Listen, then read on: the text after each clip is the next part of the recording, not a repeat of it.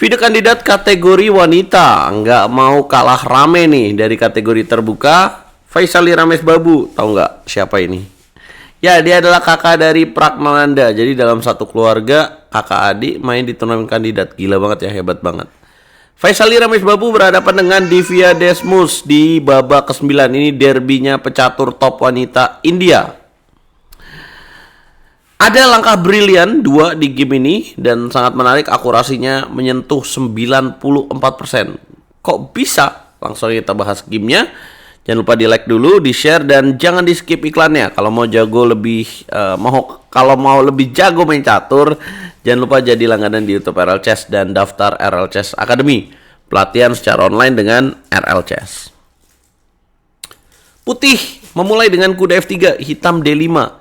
Kemudian putih B3, hitam kuda ke petak F6. Putih bishop ke petak B2, hitam E6. Putih C4, hitam bishop D6. Udah pada tahu ya ini teori apa? Ini adalah English Opening Anglo-Indian ya, King Knight Variation. Putih bermain dengan setup 2 gajah fianchetto. Ngeri nggak tuh? Putih punya 2 gajah yang mengerikan.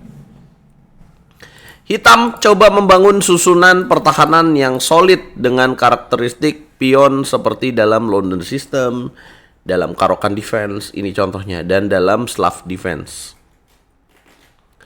Kemudian putih melanjutkan dengan mengamankan raja, hitam kuda B ke petak D7 dengan ide mendorong pion E5, langsung dicegah oleh putih D4.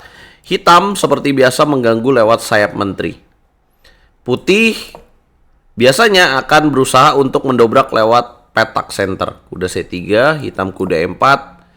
Kuda dimakan lagi, dan kemudian putih kuda E5. Wah, baru middle game udah saling menempatkan perwira di petak penting.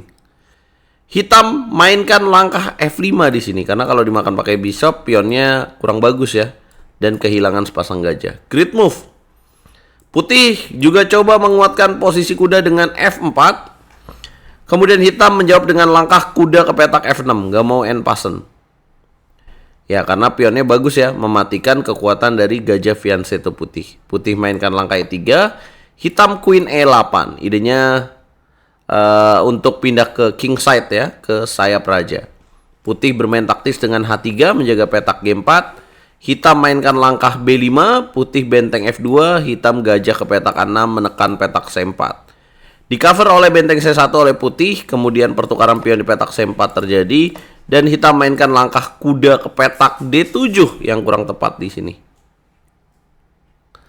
Kenapa? Divya mungkin mau menipu putih supaya memancing pion pada petak C6, atau dia kelupaan, nggak tahu ya.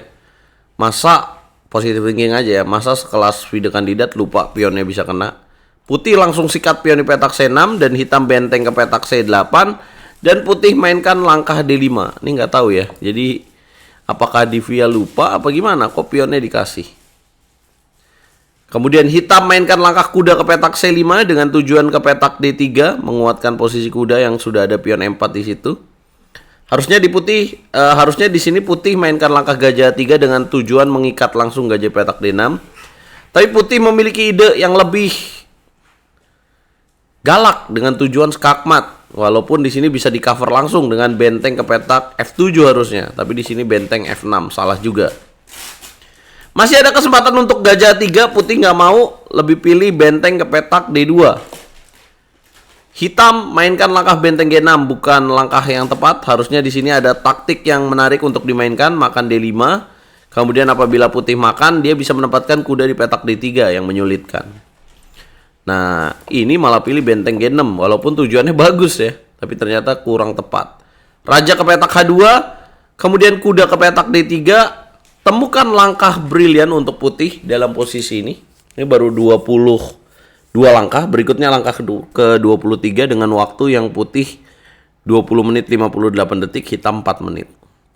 Akan ada tambahan waktu setelah langkah ke-40. Jadi Divya manajemen waktunya ini sangat buruk ya dalam game ini. Kalau kalian bermain dengan langkah berani dan akurat, kalian bisa temukan langkah brilian seperti Faisali, yaitu Sacrifice Rook. Boom. Kok brilian? Ya, karena kudanya sangat bagus ditukar dengan benteng. Walaupun secara material rugi, tapi dengan hilangnya kuda di petak D3 ini memberikan kekuatan pada serangan putih sekarang. Putih nggak langsung makan pion ya, tapi mainkan langkah C5, mengancam bishop. Hitam yang panik di sini kalau misalkan dia pilih gajah ke petak F8, putih bakal berani untuk mendorong pion D6. Kalau dimakan kudanya ada D7, pion bisa promosi atau kehilangan benteng. Panik Divya di sini akhirnya melakukan sacrifice balik dengan benteng makan kuda. Sisa waktu di bawah 2 menit. Putih makan dan kemudian hitam bishop C7. Tapi hitam sebenarnya punya pion yang bagus juga nih. Pion D3. Putih nggak mau stop di situ aja. Dia mainkan pertukaran. Coba menawarkan queen ke petak D7. Hitam tentu menolak dengan queen ke petak B8. Karena kalau dimakan nanti pionnya jadi bagus lagi. Dan bisa bishop E5. Tukar menteri ditolak. Akhirnya putih coba menawarkan pertukaran bishop yang lebih memaksa. Diterima, bishop makan bishop. Putih mainkan langkah yang bagus, benteng B1. Sacrifice rook, kalau dimakan back rank checkmate dengan queen E8. Hitam mesti pindah. Kemudian putih makan gajah di petak E5. Hitam mainkan langkah H5, putih queen D6. Hitam queen F7. Kalau Anda sebagai putih teman-teman dalam posisi seperti ini, apa yang akan Anda lakukan? Bagaimana cara bikin putih menang? Walaupun di sini kita lihat hitam menyerang sayap raja ya. Ya, putih memiliki keuntungan, advantage dari sayap menteri ini. Jadi kalau Anda tepat, Anda menemukan langkah brilian terakhir. Sacrifice rook pada petak B7. Boom! Yang membuat hitam harus memilih makan benteng, maka pion akan promosi. Sementara kalau menterinya kabur ke petak E8, menteri juga akan diancam dengan benteng B8. Gajah menutup dan kemudian akan ada dorongan C7, queen D8 dan pion akan promosi juga. Game yang sangat ciamik dari Faisali, di mana ini adalah pertemuan kedua melawan Divya Desmos. Di babak kedua, pertemuan pertama mereka remis ya. Dan Faisali sekarang memimpin klasmen dengan 6 poin dari 10 babak. Berbeda dengan adiknya ya yang kesulitan baru saja mengalami kekalahan dari Sindarov. Akurasi di game ini putih 94,3%, hitam 83%. Dan ini adalah klasmen sementaranya. Faisali 6 poin, Zujiner dari Tiongkok 5,5, Anna Muzychuk pecatur kuat Ukraina yang menggantikan Koneri Humpi 5,5 poin. Pecatur top Rusia nomor 1 Goryakina 5 poin, Bibishara Osobayeva dari Kazakhstan 5 poin, Katerina Lagno dari Rusia juga 5 poin, Divya 4,5 dan Tan Zhongyi yang punya label sebagai mantan penantang dalam perebutan gelar juara dunia malah berada di posisi terakhir. Apakah Faisali Ramesh Babu akan menjadi penantang dalam perebutan gelar juara dunia melawan siapa? Juenjun?